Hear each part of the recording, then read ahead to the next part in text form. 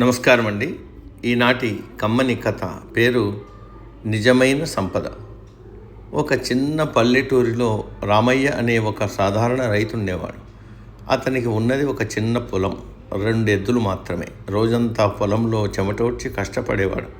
సాయంత్రం ఇంటికి రాగానే తనే కుటుంబంతో కలిసి సంతోషంగా గడిపేవాడు. అతనికి ఉన్న దాంట్లోనే తృప్తి చెందే గొప్ప గుణం ఉంది. అదే ఊరిలో సోమయ్య అనే పెద్ద ధనవంతుడు ఉండేవాడు. అతనికి మేడలు, మిద్దెలు, ఎకరాల కొద్దీ పొలాలు ఉన్నాయి.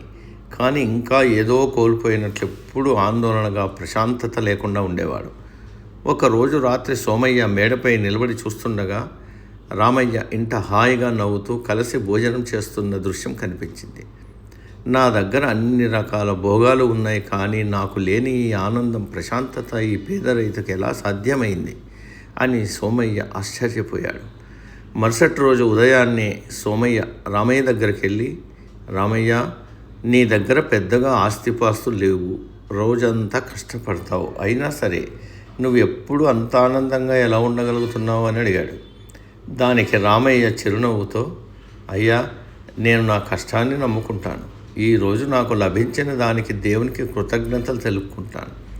రేపటి గురించి అతిగా ఆలోచించి నా ఈనాటి ప్రశాంతతను పాడు చేసుకోను. నా దగ్గర ఉన్న కొద్దిపాటి దాంట్లోనే తోటివారికి సహాయం చేయడానికి ప్రయత్నిస్తా. అదే నా సంతోషానికి కారణమని చెప్పాడు.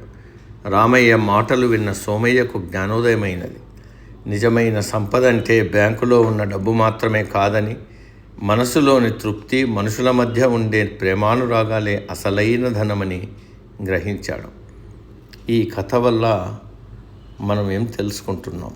సంతోషం అనేది మనం కూడబెట్టే ఆస్తిలో లేదు, మన మనసులో ఉండే ఆత్మతృప్తిలో ఉంది. సమాప్తం. సర్వే జన సుఖినో భవంతు.